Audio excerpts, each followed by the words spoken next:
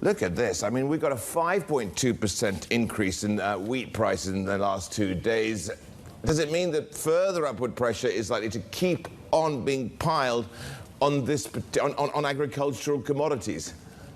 Well, one could say so, Richard. Yeah, I think definitely.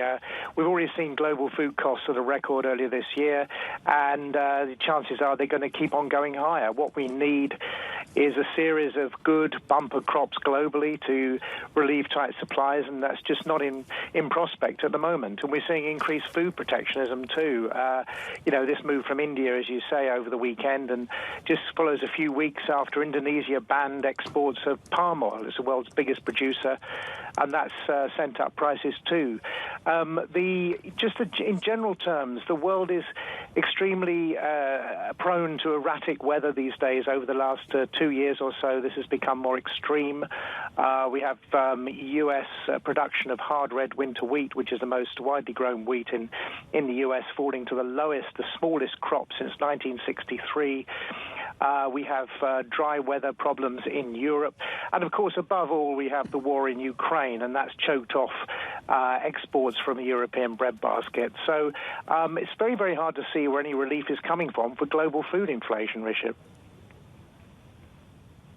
Jim, talk to us about the impact this is having on the wider economy. Yeah, well, I mean, I think it's feeding through into the inflation narrative. Obviously, energy costs have been very high, and that's also supporting agricultural prices.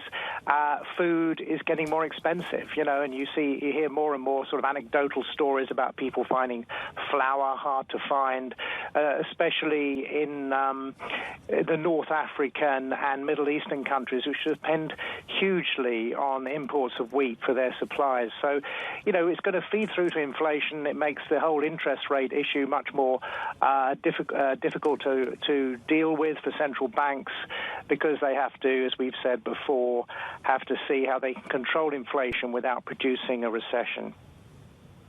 James, does this mean that we're even more subject to weather conditions because of what's happening out there at the moment? And does that mean that there's no way of knowing when we're going to see any respite from high prices? Yeah, I can only agree with that, Richard. I mean, you have got global warming, you've got climate change, you've got more volatile weather, more erratic weather globally, and that's has been causing havoc. It was an immense drought last year in Canada, which slashed the wheat crop by about 50-60%. That could rebound this year, but you've had record temperatures, heat wave in India, which is one of the reasons that production has fallen, one of the reasons why they've had to restrict exports. So the world is getting more volatile in terms of weather, and that's feeding through into crop prices and food inflation.